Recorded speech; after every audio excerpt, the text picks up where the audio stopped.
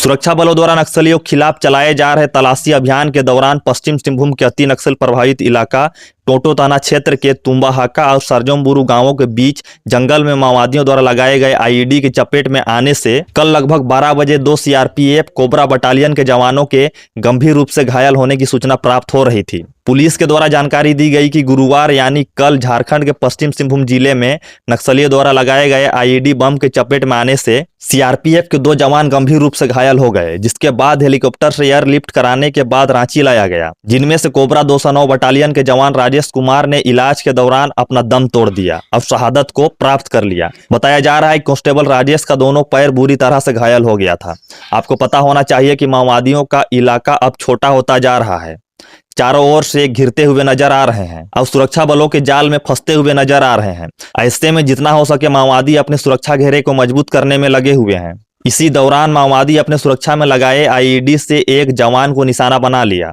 सरंडा जंगल के माओवादी प्रभावित इलाकों में जनवरी 2023 से ही सुरक्षा बलों द्वारा माओवादियों के खिलाफ सर्च ऑपरेशन चलाया जा रहा है और लगातार क्षेत्र को नक्सली मुक्त करने में लगे हुए हैं। आज से कुछ दिन पहले ही सुरक्षा बलों पर नक्सलियों द्वारा घात लगाकर हमला कर दिया गया था, जिसमें 2 सुरक्षा बल के जवान शहीद हो गए थे। आपको जानकारी होना चाहिए कि सरजोंबुरु और तुम्बुहाका क्षेत्र अति नक्सली प्रभावित क्षेत्र इलाका में आता है। कुछ दिन पहले गांव के ग्रामीणों को भी जंगलों में आवाजाही करने पर पाबंदी लगा दी गई थी और गांव से भी बाहर निकलने से रोक दिया गया था।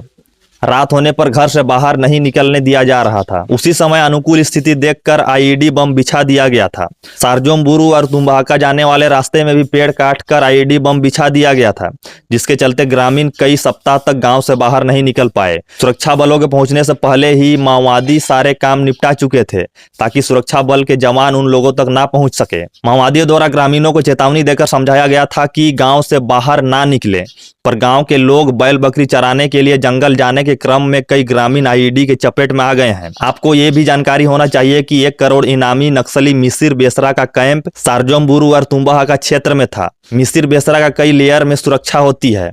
सबसे पहले इन्फॉर्मर, फिर आईईडी, फिर पीएलजीए और पर्सनल बॉडीगार्ड इसमें शामिल होते हैं। सरजोंबुरु और तुम्बाहाका क्षेत्र यदि देखा जाए तो चारों ओर से पहाड़ों और जंगलों से घिरा हुआ गांव है। सड़क भी है तो कच्चे सड़क हैं, जिसके चलते जवानों का आवागमन सुचारू रूप से नहीं होने के कारण माओवादी भागने में सफल हो जाते हैं। नक्सली फिलहाल अलग अलग दस्ता बनाकर रह रहे हैं, जहां से होते हुए आगे बढ़ते हैं, आईईडी बम बिछाते हुए आगे बढ़ते हैं, जिसका चपेट में आने से कई सुरक्षा बल और गांव के ग्रामीण अपना जान गंवा चुके हैं। आपको जानकारी हो कि कुछ दिन पहले ही कुईड़ा पंचायत के श्रीजांग कोचा गाँव में ट्रैक्टर को उड़ा दिया गया था, जिसमें एक आम व्यक्ति की जान चल गई थी और एक व्यक्ति गंभीर रूप से घायल हो गया था, जिसका इलाज अभी भी रिम्स में चल रहा है। कुछ दिन पहले बीएसएफ से सेवानिवृत्त हुए एक आम व्यक्ति को पुलिस की मुखबिरी के आरोप में हत्या कर दिया गया था। फिलहाल पुलिस ने बताया कि भूपेंद्र कुमार का रांची के एक निजी अस्पताल में इलाज चल रहा है। ऑपरेशन में सीआरपीएफ कोबरा बटालियन के अलावा राज्य की पुलिस की झारखंड जगुआर और जिला सशस्त्र पुलिस